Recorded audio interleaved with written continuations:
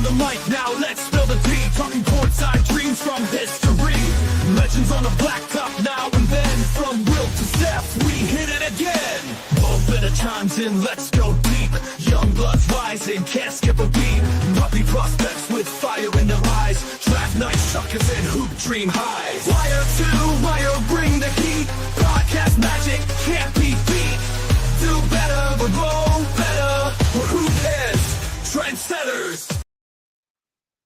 What's poppin', y'all? It is your boy, Guard E3, and welcome back to the And One podcast. Ladies and gentlemen, just like every week, I'm joined by the greatest co-host of all time. Ladies and gentlemen, he is Mo Better. How you doing, Mo? I'm doing great on a basketball Thursday night. Excited to talk hoops. Let's go. No, absolutely, and we got a lot to talk about this week. It's been an intriguing week. But you know how we always got to start off? We got to start off with our underrated player of the week this week. Now, I know it's a big rivalry game for you tonight with the 49ers. But you got an underrated player for us this week? I do. I actually have a tandem. It's the guard combo from the Dallas Mavericks from the early to mid 80s. Kept them in contention all the time. They lived in the conference semis, went to a conference final here and there. It was Derek Harper and Rolando Blackman. If you don't know, you should know. Derek Harper, not highly touted, worked himself into becoming one of the elite two-way defenders, solid point guard. Ro Blackman, a walk-in bucket, master of the mid-range. Ro Blackman, four-time All-Star. Derek Harper, known for his defense, made All-NBA multiple times.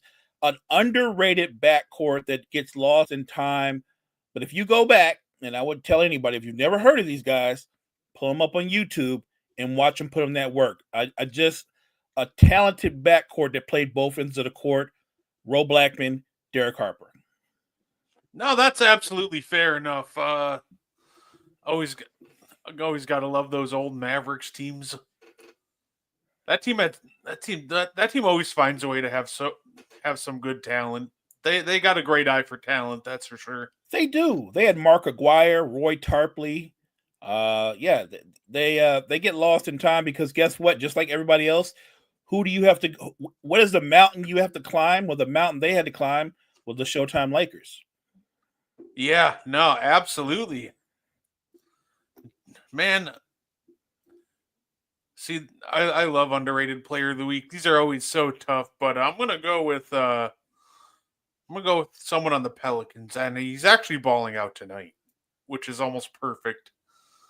Because, you know, we like to talk about the Pelicans. We talk about Zion, Herb Jones, and rightfully so, Brandon Ingram. But you got to show some love to Trey Murphy, man. He's my favorite player. That's my favorite player in the Pelicans. Yeah, he's a guy that any team would die to have on. This is an elite 3-and-D high-end role player. And guess what? He's starting to show that he has some scoring chops, too. He's balling out tonight. Short-handed Pelicans. He's showing out. I think he already has like 16 at halftime. So my underrated player of the week, Trey Murphy of the Pelicans. Just an absolutely great talent. I love that. I love that pick. I like what you said. It's funny because when I look at Trey Murphy, I go, worst case scenario, Brett, he's a top level 3-and-D guy. That's worst case scenario. Best case scenario, he's a borderline all-star caliber player. Like, I still think he has more to his game in him. If he can stay healthy, if I'm ever trying to trade with the Pelicans, one of the first names that come to my mind, even ahead of Brandon Ingram, is Trey Murphy. Yeah, no, and I'm definitely looking forward to seeing how, you know, his future is going to be interesting because I see a lot of teams, like there's rumors about trying to trade for Herb Jones and the Pelicans being sellers. If I was a team in need of a 3-and-D wing, I'd be calling about Trey right now. Pick up that phone. And I like Herb Jones. I think you like Herb Jones, but in today's NBA, the best version of a 3-and-D wing is the 3-and-D wing who's a high-level shooter. Herb Jones isn't really a high-level shooter. He's more of a slasher and an athlete. Trey Murphy can stroke it from range. And like you said, he's more than just a catch and shoot guy. He can put it on the deck a little bit too. Got hops. I just think that what's stopping him from elevating, obviously, he struggles with health and injuries. I really think that as a starter, you probably could book him for around 20 a game. Yeah, no, absolutely. And somebody maybe not so underrated.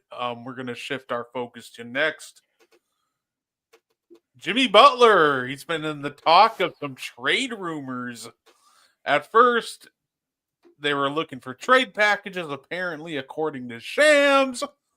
And now his agent has weighed in and called him a liar. Mo, we'll keep it simple. Does Jimmy Butler get moved this year or no? If he doesn't get moved, I'd be shocked. When Jimmy Butler comes out at the end of last year and he told Pat Riley, I'm not going to sign an extension, I'm going to explore free agency, which would be at the end of this year. He's telling you he's going to explore being an out and out free agent. If you tell me that, if I'm any GM worth his salt, I'm trading you. You're not walking away from me scot-free and I don't get nothing in return. So yeah, and look, let's be honest. Would Miami not be wise to trade Jimmy Butler, who is a player that we both are fans of, but he is 36 and he's got a lot of wear and tear in his body. Like at this point in Jimmy Butler's career, could he help a team win? Sure, but not as the first or second best player. As the third best player, you'd have a pretty scary squad. But he's not the guy that's going to carry you. And even if it works, I want to remind everybody, he's 36. It's not a long-term answer. If you trade for Jimmy Butler, you're literally going all in on this season because Jimmy Butler's a different dude. He might literally have a great success with your team, maybe go on a deep playoff run, and then go out in free agency and go somewhere else. Yeah, no, absolutely. And you know what? I'm going to do a follow-up question, Mo. Just theoretically, this one's just for fun.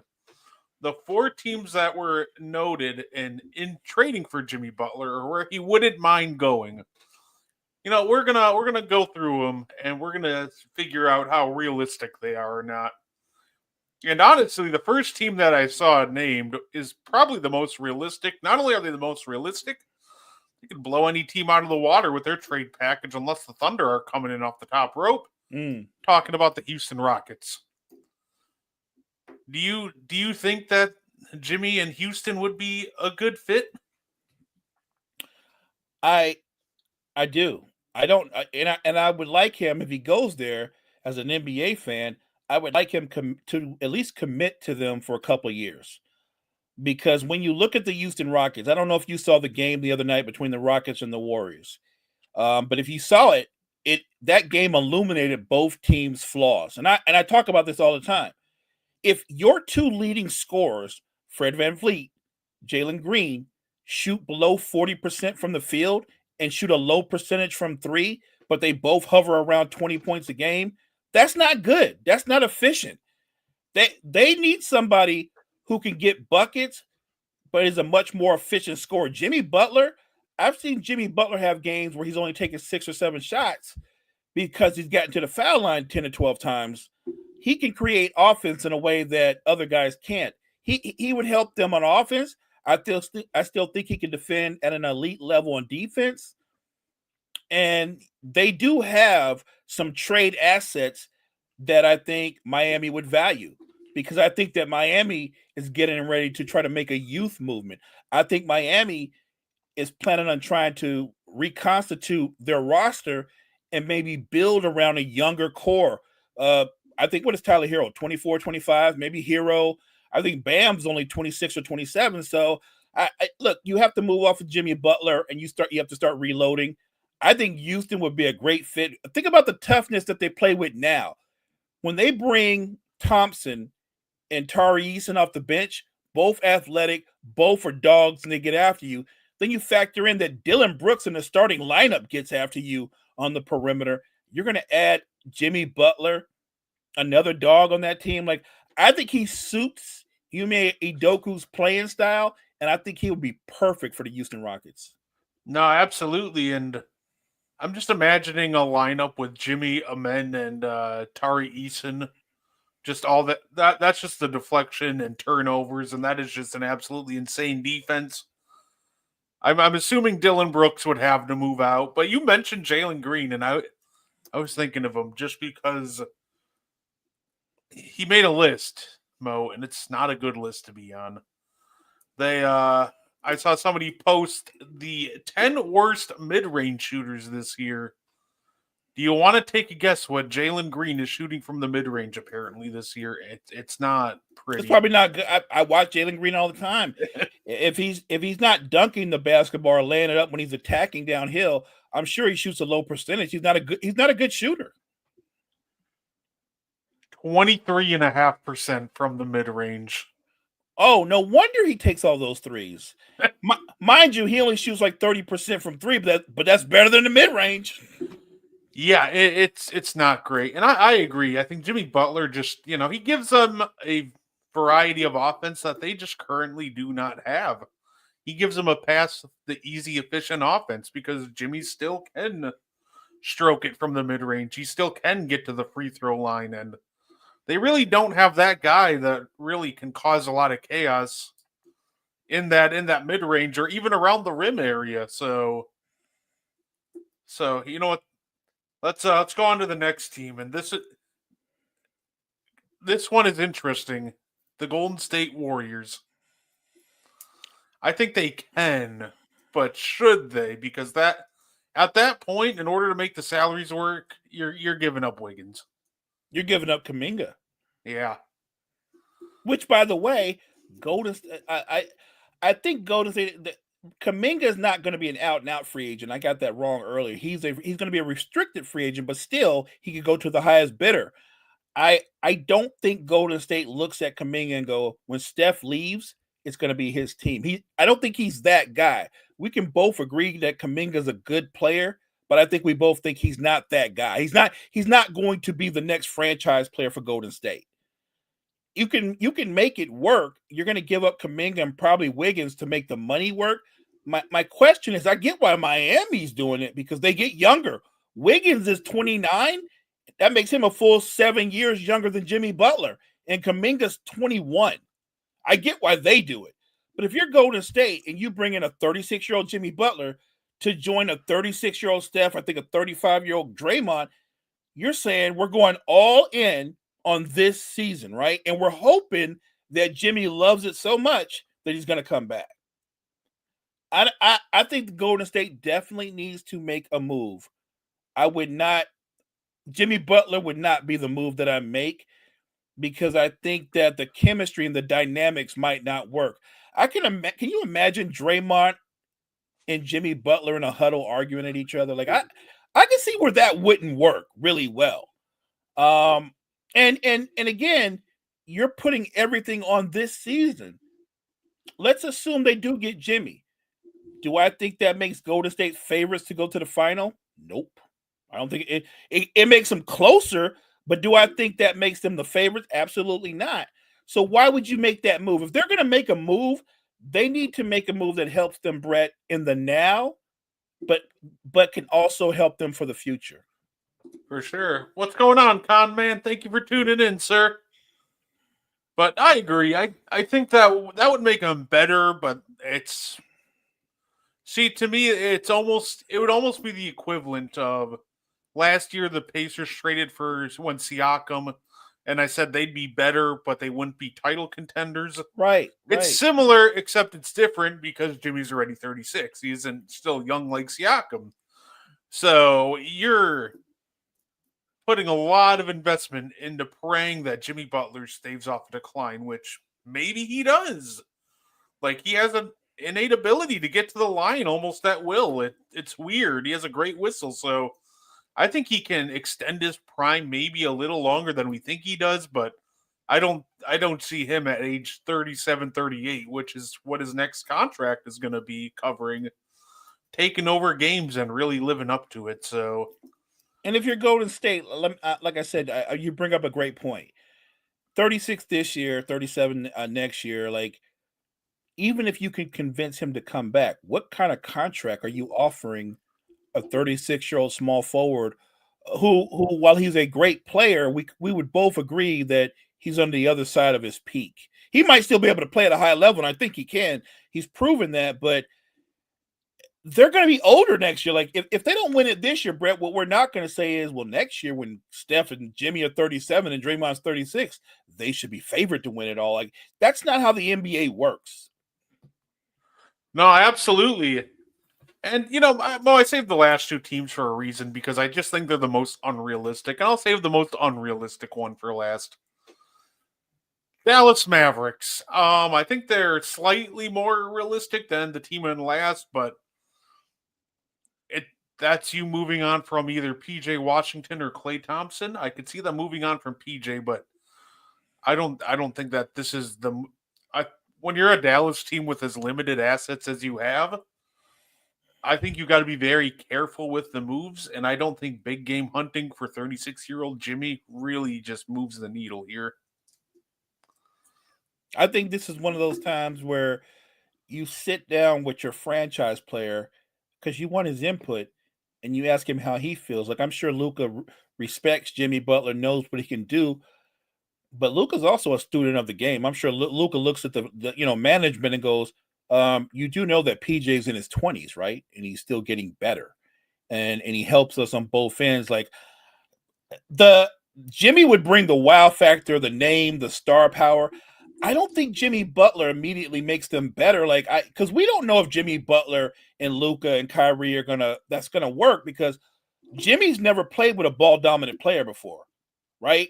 At more times than not, any team he's been on, Jimmy's had the ball in his hands.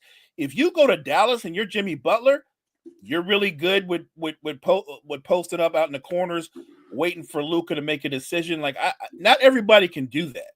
Matter of fact, I'll go a step further. If you play with Luka Doncic the way he plays, there's room for a second superstar. There's not room for a third. Not with his playing style. There's not room for a third. In the Luka world, you can have a second star. Everybody else got to be a role player. Yeah, and with Kyrie already there, yeah, that's exactly what he's doing. He's just camping on the corner, and when it comes to Jimmy, he's never really been the biggest off-ball threat. Like, he's a timely cutter, but he's an inconsistent three-point shooter. So, right. Yeah, I don't like the fit for that one. But this last one, to me, is just the most hilarious thing. The Phoenix Suns. The only avenue to get to Jimmy Butler is praying that Bradley Beal waives his no-trade clause. And that's why it's the most unrealistic thing to me. And even if he does, are you willing to give up someone like Ryan Dunn? And even if you want to give up Ryan Dunn, you can add multiple salaries in the deal because they're over the second apron. So to me, this is the most hilarious one because I'm like, maybe Beal does want to go play in Miami. Miami's great. No income tax. I'm sure that would appeal to Beal. He might want to go, but even if he wants to go, to your point, I don't think the deal makes a lot. I don't think the deal makes a lot of sense to Miami. I don't care how much Bradley Beal wants to go there. Pat Riley's a smart basketball guy. Do he really look at Bradley Beal and go, if we get Bradley Beal and another young piece, that's going to elevate us? I'm sorry. I'm because on the Heat with Jimmy gone, I would have to assume that worst Bradley Beal would be your second option. I don't think that elevates Miami. I think that Bradley Beal is currently in his perfect role. He is the third option on Phoenix. It's working, or it was working until KD went down. I don't think it benefits the Heat. I don't think the move benefit, and I don't even know how Jimmy would work with KD in Book because at least Bradley Beal can shoot from three. If you bring in Booker, if you have Booker to go with Jimmy Butler and KD, like your top three players, they make their living in the mid range. Jimmy Butler doesn't even shoot the three well. He makes his living in the mid range. And again, when you trade and you put all that on an older star, Brett, it's all or nothing for Phoenix, right? Because KD's already 36. Jimmy Butler will be 36. Like they're going to be their core three players. Two of them are 36. I think Book, what is Book, 29, 30? Yeah. I think that one is the most far fetched one because if I'm Phoenix, I'm thinking if we get KD back and everybody's healthy, I love what Ryan Dunn has shown. You and I are constantly looking for the next great 3-and-D defenders. Dunn still needs to work on his shooting, but as far as being able to guard multiple positions, Brett, he's already there. That kid is already there. I think Phoenix, the way they're built right now, this is their best chance to go on a deep playoff run. I don't think Jimmy Butler would elevate that. Yeah, and not to mention, right, is I think there would be some stylistic issues too between Bud and Jimmy Butler. Bud is always a very much so. He's always been the guy that's like 3-pointers and get to the rim, no mid range. And it took years in Milwaukee for him to really find that middle ground because we did have guys like Chris Middleton who are very elite mid range shooters. And that took years. And we're kind of starting to see this same issue happen where Devin Booker, who really gets rhythm in the mid range, his shooting splits are down this year because it's seemingly Bud's like, hey, behind the line or at the rim. And Devin Booker, he can make it work. And I think the shooting numbers will go up. I think he's at like 33% from three for the year, which is a little lower than he's normally at. But my point is, Jimmy Butler also likes living in the mid range. And I'm a little unsure that goes well with him and Coach Bud because, well, Devin Booker, I think, is a good enough shooter that the numbers will come up. Agreed. Jimmy Butler's not necessarily a guy who I'm worried about as a catch and shoot threat from deep consistently. If Jimmy's catching and shooting just like 6-7 times a game, I'll take that as a win because that's not how Jimmy Butler normally operates or gets into a rhythm. So I agree. I think just stylistically with the Phoenix Suns too, on top of the money and the picks, it just doesn't go like people would think it would. No, and look, if you're watching, so every team that we mentioned that has interest in Jimmy Butler, even the ones that are like when you look at Houston, I think Houston makes the most sense. Well, let's also not forget the fact that Jimmy Butler is from Texas, right? He has connections in the area, so he's from Texas. I think it would be a seamless fit for him, especially when you look at how Houston plays.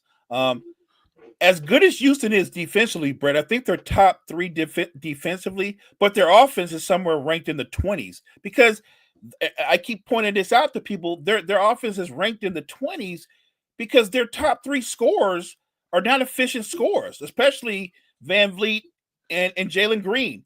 And while Sangoon is very talented, he's not a consistent finisher at the rim. Like for a big man with his skill set, he doesn't finish that well around the basket. When your big man is shooting in the 40s, unless he lives at the 3-point line, that's not a good sign. So I do think a Jimmy Butler would give them a more efficient option. And maybe some of that would rub off on some of the other guys because the real problem with Jalen Green when you watch him play, Brett, yeah, he's not a great shooter, but he also has horrible shot selection. Like there's not a bad shot that Jalen Green won't put up. I remember when they first signed Van Fleet and they had, Van Fleet, Dylan Brooks, Jalen Green. I was so worried about Sangoon still emerging and getting his. I'm like, all right, Van Fleet has pretty terrible shot selection. Jalen Green has awful shot selection. Dylan Brooks doesn't always have great shot selection. And that was one of the things I worried about with this team so much. I'm like, am I going to watch a full season of Sangoon having his guy sealed in the post just to watch Green lob up a 33-foot contested three? And that does happen at times. I'll give Ime credit. He's done a lot of work with that team, and he has smartened up the shot selection on some of those guys a bit, but it's still not always great. But with Jimmy Butler, I think it's almost better if he goes to a team that's on the come up, not necessarily where you're one on your quote unquote title favorite team, but a team like the Houston Rockets, where you can join the Houston Rockets. First off, you can get your big money and still have moves to be made around you. You go to a team like Dallas or the Suns, you're the last move.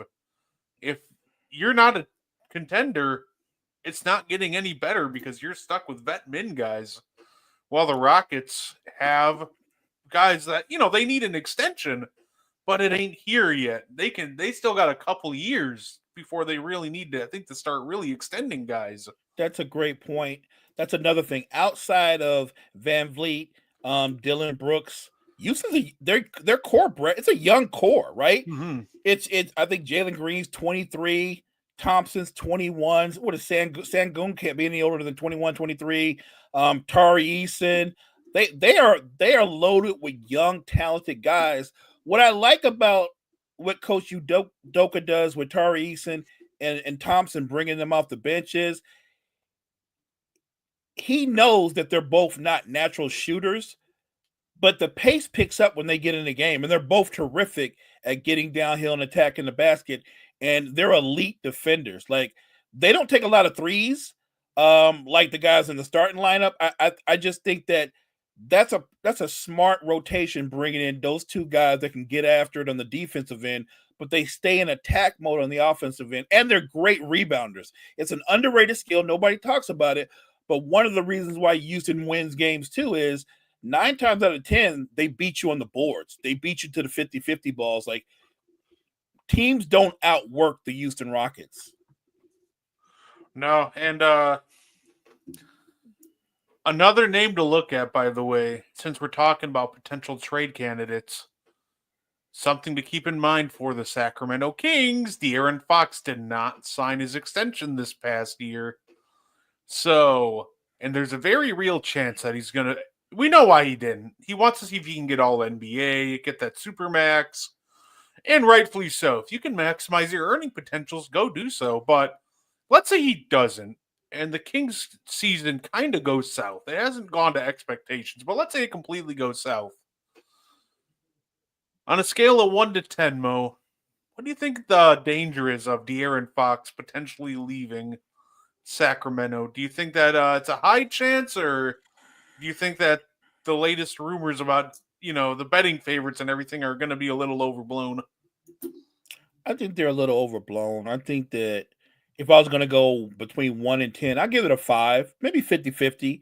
But I don't think it's a lot. Look, the true difficulty, even if you're a fan of De'Aaron Fox, Sabonis, is to recognize that while we both agree they're both all-star caliber players, you and I didn't label them superstars.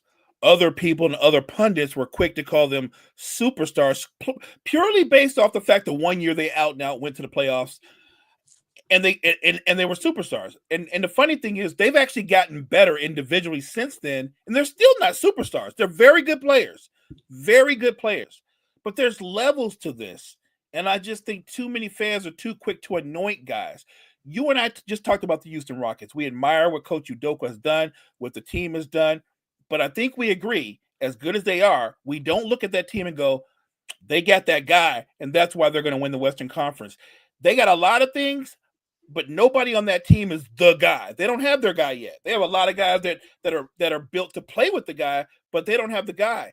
I'm not knocking De'Aaron Fox or Sabonis. I love both their games. I don't believe that either one of them can be the best player on a title team, a title contended team. I don't. That's just me. That doesn't mean that they don't have great value, that they can't be part of a title contender or a title winner. I think they have to do so in lesser roles. That's all I'm saying. And so if you're Sacramento, I get why you wouldn't want De'Aaron Fox to go. You're a small market team, and you're not a free agent haven. Top free agents don't go, you know where I'm going? To Sacramento. They never say that. So you want to keep De'Aaron Fox. If you're Sacramento, you're only going to get better if you keep your in-house talent and you draft well. Well, they've done a good job so far with Sabonis and Fox, although Sabonis actually came from the Pacers. But I think the point is you keep those two guys together as long as you can, and you hope a third guy emerges and you catch lightning in a bottle and you can go on a deep run. I think Sacramento should be looking to upgrade and find another shot creator or shot blocker. They really don't have any rim protection. any kind of rim protection would upgrade their defense. I think they should be looking for something like that, an athletic shot blocker. And people go, well, they don't grow on trees, but they're out there. The Kings play at a certain pace, Brett. Would not Nicholas Batum be a good fit for the Kings? Oh yeah. He'd be excellent. And I'm not even talking about him starting. I'm talking about him coming off the bench, backing up Sabonis, but maybe in a closing lineup, you might have those two guys on the floor because they can both run. I'm just trying to find different ways to make Mike Brown's tenure there easy. I'm a Mike Brown fan. I want him to do well. I want Sabonis and De'Aaron Fox and all those guys to do well. I just think that sometimes people over-evaluate their overall talent. And then people go, well, they're having a disappointing season. And I'm like, not really. Not for what they are. They don't defend at a high level. And, I mean, offensively, they're one of the worst three-point shooting teams in basketball. I'm just saying, like, you're not supposed to win a lot if you're weak in those two areas. No, absolutely. I'll give the Kings credit with their drafting. I think there's a good chance that they can draft another great piece. Their last couple drafts have been good. They either pick guys who are balling out for them or other teams. 2022 Keegan Murray, and then also Jaden Hardy. He's shown some flashes over in Dallas. They drafted Neemias Queta, who's also playing for Boston off the bench. Yeah, that guy's getting better. Yeah, and they're even in the Halliburton draft. They also picked up Kenyon Martin and Xavier Tillman, who are both actual NBA players. So I have faith that this the Kings scout team, who is good as what they do, I think they'll find somebody else.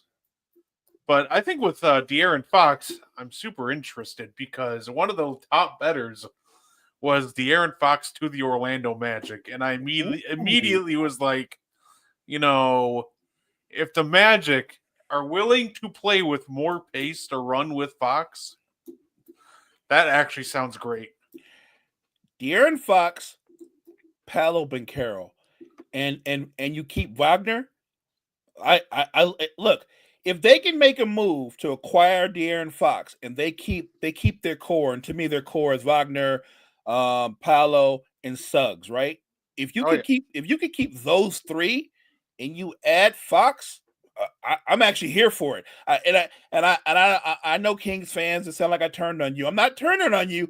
I'm just saying that seems like a scarier core than your core because Paolo's nowhere near as good as he's gonna be. And let's be honest, as a basketball player, he's probably better than Sabonis already. I would love that. I mean, as an NBA fan, I'm signing up for De'Aaron Fox to go to Orlando Magic. And if you're going to trade for him, taking a quick peek at the NBA Trade Finder here, it says that you only really have to match $34 million in salary right now for De'Aaron Fox, which is absolutely doable. So overall, I think that would be a ton of fun. I wonder what they would want in return, though. They would probably want them. Obviously, you need the money to match, but then they would. What would the Kings want? Picks? A young player? Honestly, probably picks, but the Magic have a ton of interesting young players like Anthony Black, Tristan De Silva, Wendell Carter, Cole Anthony. So they got a ton of fun young players that they could. I actually like Cole Anthony. I think he's one of those guys that can give you a spark off the bench. I like Cole Anthony. Look, every team is flawed. And we talked about this early. Golden State came out the gate, boom, had the best record in the league. Everybody's talking about look what Steph and them are doing. And now you've seen them over the last couple of weeks or so, and they've kind of descended back down to reality. And if you watched the game last night versus the Rockets, it illustrated their greatest weakness. Golden State, Brett, had 4 possessions where they got stopped. They had 4 possessions in a row where they didn't get a shot off, Brett. How do you do that? How do you have 4? Think about that.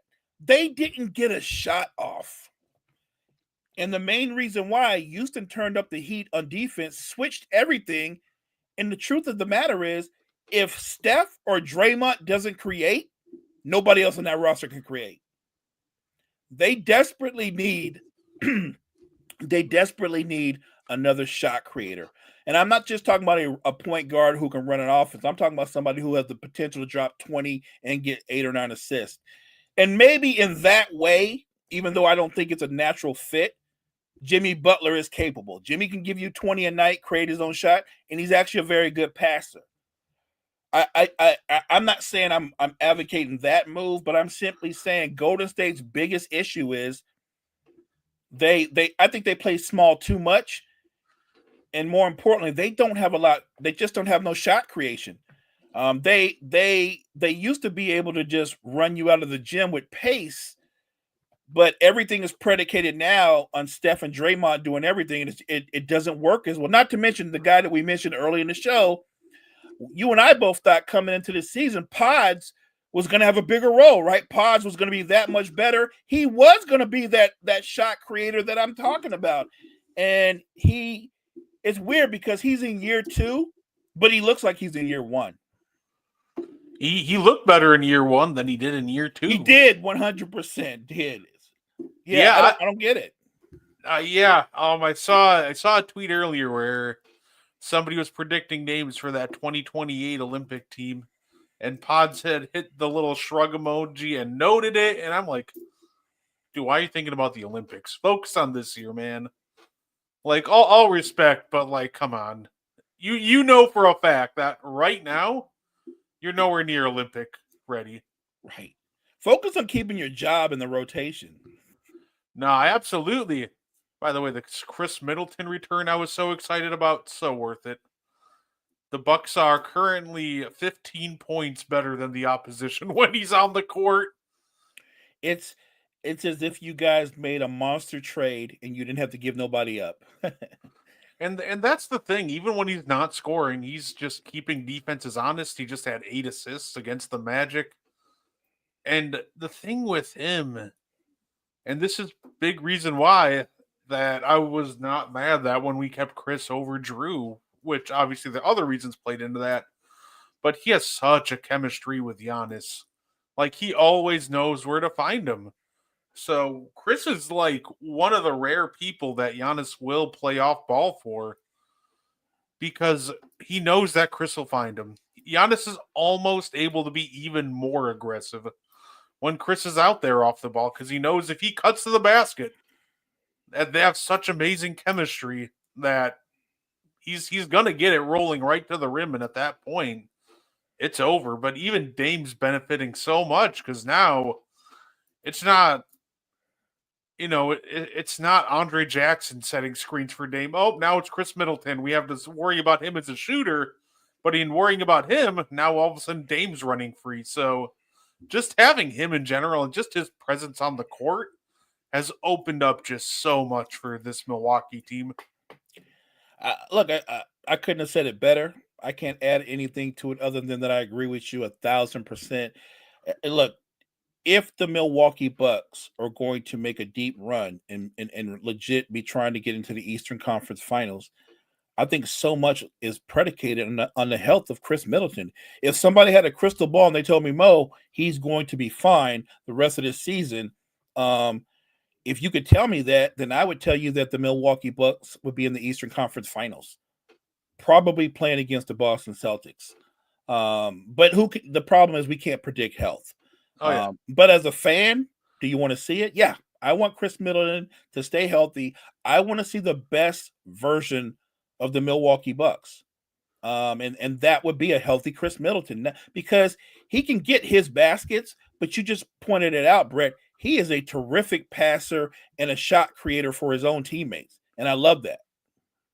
That's why when people were trying to put him in trade talks, even the year we won the finals, people started trying to put him in trade talks like, are you trading Chris Middleton for DeMar DeRozan? I'm like, no, I'm not. And it sounds crazy to say because DeMar's a crazy efficient scorer, but that edge in playmaking that Chris has is just so crucial to everything that we do and his chemistry with Giannis is one of one. So it's like, no, I'm not trading Chris Middleton. And at this point, I think he just retires a Milwaukee Buck at this point. As a fan, I hope that's the case.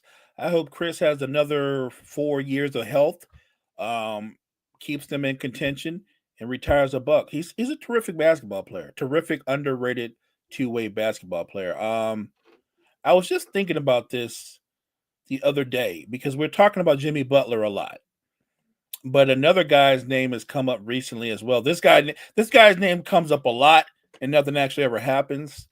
Um, Zach LaVine. And people are saying that a lot of teams are kind of backing away. There are a few teams that are interested, and I'm like, well, one of the main reasons a lot of teams are backing away is he's got a lot of money left on that contract. There's a lot of money. I'm being real. He's got a lot of, and you're not bringing. If you're a contender, you're not bringing Zach LaVine as your number one, as your number two. At best, you're bringing him in as your number three. And who pays their number three that much money? I'm just saying, like, the contract alone is why he's going to be a Bull. Maybe a bad team might bring him on, thinking that he could add more. He is a natural and gifted scorer. I will not argue with anybody on those points.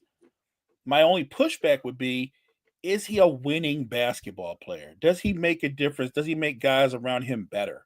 I know he can score. I know he can put up numbers. The league is full of guys like that. That doesn't actually make them a winning players. Yeah, I think. Let me ask you this: if you had to go in your crystal ball, who gets moved first? Jimmy Butler or Zach LaVine? Jimmy Butler. Just pretty big of it. It's the reason you just named. I think he impacts winning more than Zach LaVine. I think Zach LaVine will put up bigger numbers than him, but at the end of the day, when it comes to winning basketball games, there's a little bit more to it than just putting up numbers. I know. We got to talk to the NFL genius too. I just thought about something. I'm still waiting for the Sixers to go on that 17-game win streak. When is it? when is that starting? Because somebody got to let me know when that starts. It hasn't happened yet. So when does that start? Can we pinpoint when the 17-game win streak starts? I think the 76ers would be happy with like a 5-game win streak at this point.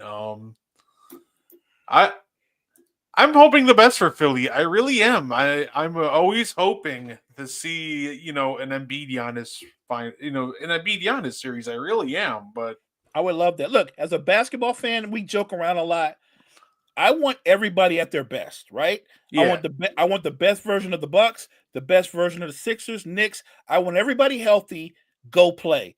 I want to see those matchups, and when they win or lose, we don't go, well, so and so didn't play. No, we go, they played, they were full strength, and this person did this, and this person didn't step up. That's what I'm looking forward to. What I will point out in the Eastern Conference, is there a dark horse in the East? There is, and I'm going to admit, while there are a couple of guys on this team that I enjoy as players, I did not see this team initially before the season being a threat in the East. But I'm going to tell you, I think a team that is tough for certain teams because of the matchup is the Atlanta Hawks. It's so funny because I was just about to shift to the Atlanta Hawks, ironically. I think that first off, I think right now, yeah, they definitely won the DeJounte Murray trade. But I think a big reason for the Hawks' improvement is, first off, they already put the perfect team around Trae Young. They surrounded him with long, athletic defenders who can kind of just cover everywhere and cover up for Trae's weaknesses. And they can all pretty much shoot. But I think the big thing offensively about the Hawks, and I need the Trae Young haters to start putting in their apology letters. He's not forcing up a lot of shots this year. He is not. He's playing within the flow of the offense, and he's making extra passes. There are so many situations where I'll see Trae Young catch it, and I'm like, out of habit, I'm like, he's going to let this rip. 18 seconds left on the shot clock, 30-footer. But no, he's attacking and just trying to create openings for others, and he's been absolutely terrific doing that this year. So I think Trae Young is... Not only is he overhated, I think he, in doing that seemingly little shift of being slightly less of aggressive on his own shot, is paying massive dividends. Because now it allows guys like Jalen Johnson to break out. Correct. Let me ask you this, Brett, because I think it's also impressive. I believe Trae Young leads the league in assists. I could be wrong, but I think he's leading the NBA in assists. I've not been the biggest fan of Trae Young, not because I don't admire his talent. I've just always thought more times than not he seemed to just play in his own little world and not really worried about winning as much. I've been impressed with the fact that he's decided this season, at least within the scheme that they play in, that Snyder has him in, is that he looks to get everybody else involved and he picks and chooses his spots more throughout the course of a game. And the one thing I'll say about Trae Young that's vastly underrated, in a one possession game with little time on the clock, that guy is one of the most dangerous guys in all the NBA because of his range, his ball handling, and his ability to draw fouls. I think the Atlanta Hawks are a legit dark horse contender. Now, fundamentally, do I think they're better than the Bucks in a series? I don't. Or the Celtics? I don't. But I'm also assuming I'm getting the best version of the Bucks and the Celtics. For instance, if Boston should play Atlanta in a series and they're at the top of their game, that is not a team that you want to mess around with. Think about this. They bring DeAndre Hunter off the bench. The man's dropping over 20 a game. Like, easily, nobody's talking about it, but I think he should be one of the top contenders for Sixth Man of the Year. They have one of the highest scoring benches in all the NBA. They've got versatile wings, timely shooting. They have two productive bigs, even though I'm not crazy about Capella. He's been solid. I love Okongwu. Atlanta Hawks are a scary team. And like you pointed out, Dyson Daniels, he's going to be first all NBA defense. He's playing the type of defense that Atlanta thought they were getting when they got DeJounte Murray. Yeah, no, absolutely. Thank you for thank you for tuning in. I definitely appreciate it. Yeah, no, I absolutely agree.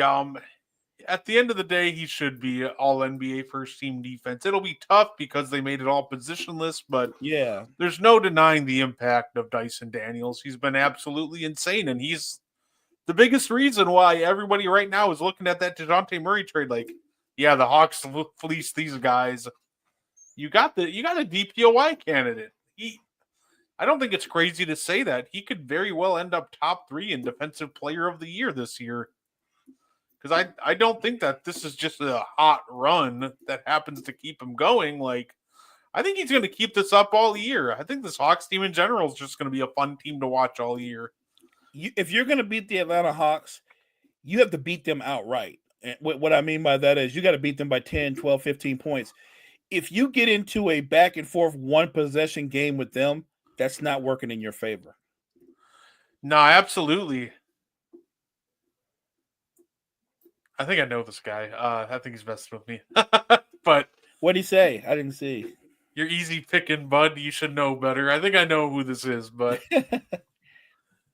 yeah, no, I absolutely agree. And that's the thing kind of too with the Hawks. And they take their turnovers and they capitalize on them too. So you have to play almost mistake-free basketball against them. Brett, you're the numbers guy. Sorry to cut you off real quick. I'm assuming the Hawks are top 3, top 5 at worst in pace in the NBA. I don't know what but I'm assuming they're in the top 5 at a minimum. Yeah, no, I can look that up real quick because it's interesting. But that's the thing with the Hawks. Like as soon as they start running, they got plenty of guys to run. You got what, Jalen Johnson? You're running with DeAndre Hunter, right? Even Rasheer.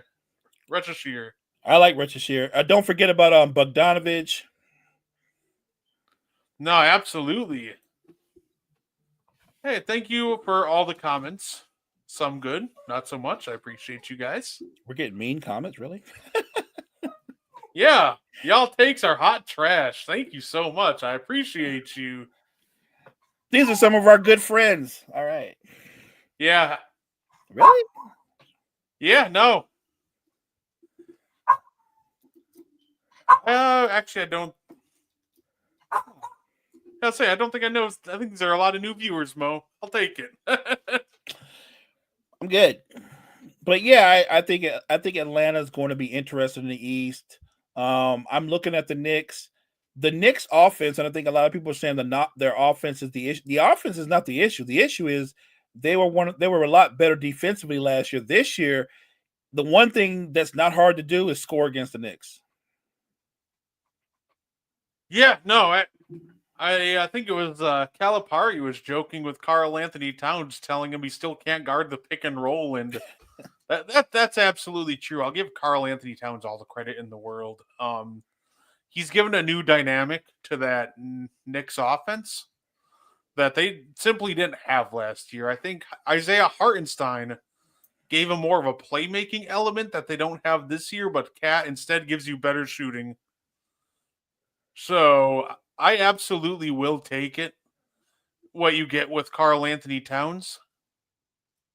But man, I got to admit, letting iHeart go to the Thunder might have been a mistake for the rest of the league because he has looked absolutely insane on the OKC Thunder. They're going to be scary. I mean, they're scary anyway. But when they're whole and Chet comes back, just think of all the different lineups and rotations they can run out there. Like there will be times when Chet Holmgren and Hartenstein are going to be in the game at the same time because Chet is agile enough to play the 4, maybe even 3. He's that agile. So that's a scary closing lineup. And think of the rim protection you're going to have. Right? Yeah, absolutely. I know a lot of people are complaining about. Do you have a problem with Lou Dort's defense that he plays, by the way? I know a lot of fans were complaining on how physical he was getting with Luka, which, by the way, I find funny. A lot of these fans are the same ones. A lot of these fans are like, well, I like basketball back in the day, but when Lou Dort, actually plays a more physical brand that's closer to back in the day, right? It's a problem. So, what do you think about Lou Dort and his defense? Do you think it's good? Do you think maybe they're letting him get too physical? I don't think they're letting him get too physical. I think he's doing everything that's within the rules. Remember, one of the things that Adam Silver wanted to do was allow more physicality, right, in today's NBA. And I think that you're seeing Lou Dort do just that. Caruso's doing just that. Dylan Brooks is a very physical defender as well. And he's constantly manhandling guys, shoving guys. I'm okay with it. As long as you don't cross the line where they're being dirty or things of that nature. I don't think Lou Dort's a dirty player. He's a physical player. I find it interesting, though, because when you guard a guy like Luka, and you can appreciate this, Luka's a very physical player. When Luka's backing you down and he dips that shoulder into you and he fades away, like he moves people. Like you have to at least give the defender a chance in these matchups because they've gone out of their way to make it so much easier in favor of the offensive players that I think it's nice that they're somewhat trying to level the playing field and allow a degree of physicality on defense. Again, so long as it doesn't cross a line. No, absolutely. And honestly, I prefer to let him play. I'd prefer to let the players decide the game. And by the way, that does make me question. I have to ask you this question too. We had a controversial ending to the Warriors Rockets game that you had just previously mentioned. Was that the right call? Did the Warriors have beef with the whole foul on the loose ball resulting in 2 free throws? Was that the right call, or do you think that was let the players play sort of moment? Yeah, I'm with the let the players play sort of moment. It's a 50-50 ball. Draymond didn't out and out have the ball. So it wasn't, I don't, how many times has Draymond went to the ground and knocked somebody over and got a loose ball? Look, it just didn't work out in their favor this time. But if you watch that game from start to finish, nobody should blame themselves more than Golden State. Golden State gave that game away. The Rockets played hard, but they literally had multiple possessions, Brett, where they couldn't get how do you not get a shot off? They didn't get a shot off. That's crazy when you think about Golden State. So yeah, I think the Warriors lost that game. I'm going to give Houston credit, but I thought the Warriors lost that game. Yeah, no, absolutely. And it's weird. I do hate how people they like take a game and narrow it down to one moment. Like it was the call that cost them the game. And to an extent, obviously the call doesn't help, but you have to control the controllable. You have to control the variables you can control. Don't let Right. this game come down to a referee decision. The Warriors just simply did not do that. They were sloppy, they didn't execute, and they kept the Houston Rockets in the game, which led to that final scramble, which unfortunately a foul was called.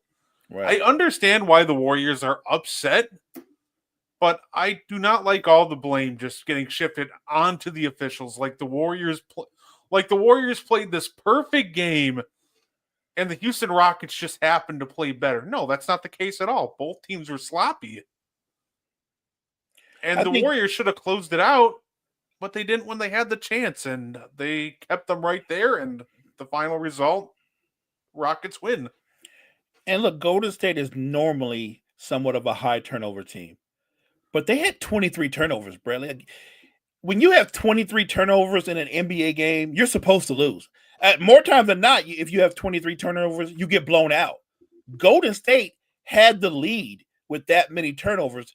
They just couldn't close the game out. Like at the end of that game, I thought Houston wore them down. Steph and Draymond looked done physically. They just looked worn down.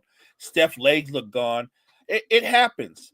I just thought watching that game play out again, you saw the weaknesses in both teams. Houston needs a more consistent scorer, and Golden State is in desperate need of another shot creator. Yeah, you can tell Steph's starting to just get gassed at the end of these games because, especially like the shot that was right before the loose ball.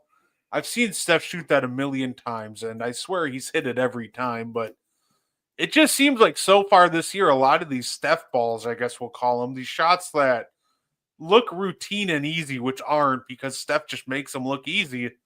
Well, they're not falling that easy this year for him. So, obviously they've still found a way to be impactful. They were first in the West for a while. They've taken a step back, but they're either going to need, at the end of the day, it's all going to come down to can Steph go on another heater? And that's going to be tough for him as the season drags on and gets longer. And don't sleep on the fact that I do like what Steve Kerr implemented at the beginning of the season. The fact that he went so deep in his bench playing 10 guys to where nobody on the team plays more than 30 minutes. When you have a veteran core like that, I think that's smart. But at the same time, you need to develop some kind of chemistry with the guys coming off the bench. And I think they thought coming in, Kerr and the coaching staff, was that Brzezinski was going to be the head of that snake, and he was going to be a big part of that second unit. And maybe he still will be. I don't want to write the young man off. He's a young man. This is literally his second year in the league. He's just struggled with his shot this year. But do I think he can turn that around? Absolutely. I'm just saying we're always talking about the bigger picture. The bigger picture is Golden State a title contender right now today? The answer is no. They just don't have enough. They flat out don't have enough firepower. I think Houston is capable of a deep playoff run, but if they added Jimmy Butler, I think that opens up the door to a lot more.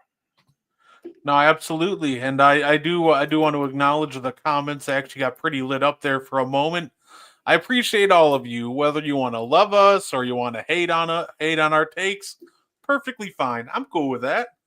So I just at the end of the day appreciate the interaction, appreciate the support, and also and before we get up on out of here, Mo. Apparently, the Wizards they didn't win the entire month of November, and then they beat the Nuggets on a night where Jokic drops 56. Yeah, I watched that game. I guess I think the panic meter was very high for Denver before. Do you have any confidence in them turning this around and making a deep playoff run, or because their effort lately has not been good? If they keep the current roster, let's just say that they don't make any huge moves and they just, that hope that they can develop some chemistry. hope that the bench can be a little bit more productive. They're going to make the playoffs, right? We can establish that they're going to make the playoffs. But if you're asking me, can they be impactful in the playoffs and go on a deep run? Not with this roster. They don't have enough shooting. They have nothing up. I don't know the numbers. You're the numbers guy, but I guarantee you, if you could find out the 5 least productive benches in the NBA, Denver's amongst them. They don't get much from their bench at all. And look at their starting 5. Joker, you run the offense through. Jamal Murray is supposed to be your number 2, but Jamal Murray he's kind of been up and down. I really think, Brett, and I think you pointed this out, he hasn't recovered from the playoffs last year. I don't see the Jamal Murray that plays with swagger, that talks back to opponents when he shoots on them. I don't see the confident shot creator, shot maker. I don't see that guy. And unless that guy makes an appearance, I think Denver's going to have a short playoff run. So if we're going by points per game, the Nuggets are 28th out of 30.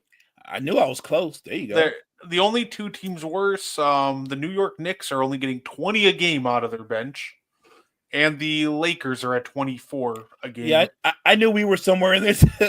Yeah, yeah, that part doesn't surprise me. Got you.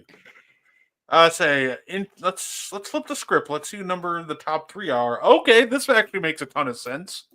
Coming in at number 3, a team we were just talking about, the Atlanta Hawks at 41 a game. Yeah.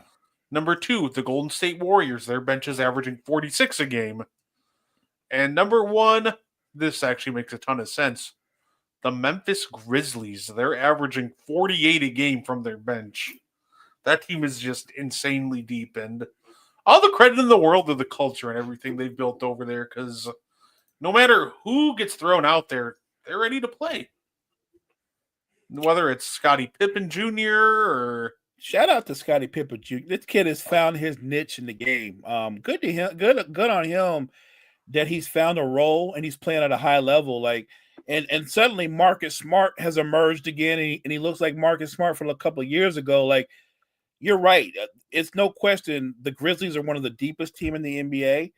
My only question for the Grizzlies is and I hope this for all NBA teams. I want John Morant to stay healthy. I want Desmond Bane to stay healthy. Jaren Jackson Jr. to stay healthy. I want all of our stars. I want all players to go into the postseason 100% healthy, or as healthy as possible. I picked Memphis before the season to be the dark horse to come out of the West. I just think they're a scary team on both ends of the floor, the same way I think that the Hawks in the East are a scary team. Yeah, no, absolutely. The Grizzlies, yeah, they just need a more healthy John Morant. Obviously, they need I think between John Morant and the just natural progression of Zach Edey, those two will be huge in where they are, and just kind of taking them to where they want to be. Because at the end of the day, we know Jaren Jackson can't play center, right? So they need Edey to continue to develop, but none of that matters if Ja can't stay on the court. Agreed. I do love how he's like, I'm done dunking, and then the next game throws down the most wicked two-handed dunk I've ever seen. Yeah, the reverse, right? Yeah, that was amazing. That caught me so off guard because I'm like, oh, well, he's done dunking. Let's see how this lasts. Like half a game later, like, okay, well, that double clutch was great. Right. Yeah, he's a freak. No, absolutely. And then I think that's all I got for today. Mo, before we get up on out of here, did you want to add anything, sir? No, I just appreciate everybody for tuning in, rolling with us for the past hour. Make sure you tune into the N1 podcast again next Thursday. We'll be chopping up some more hoops. Until then, like I said, check out all the content we have on Wire to Wire Network. We appreciate you. No, absolutely. Definitely appreciate everybody who tuned in, who will be tuning in. We thank you all very much and hope you enjoy the rest of your night. Thank you for tuning in to the And One podcast. If you like our content, you can find more on the Wire to Wire Podcast Network on YouTube, Facebook, and Spotify. Want more And One? Find it on Wire to Wire. Like and share our Facebook page. and join the And One Discord. Grab the link to join from our Facebook. Thank you for tuning in and have a wonderful day.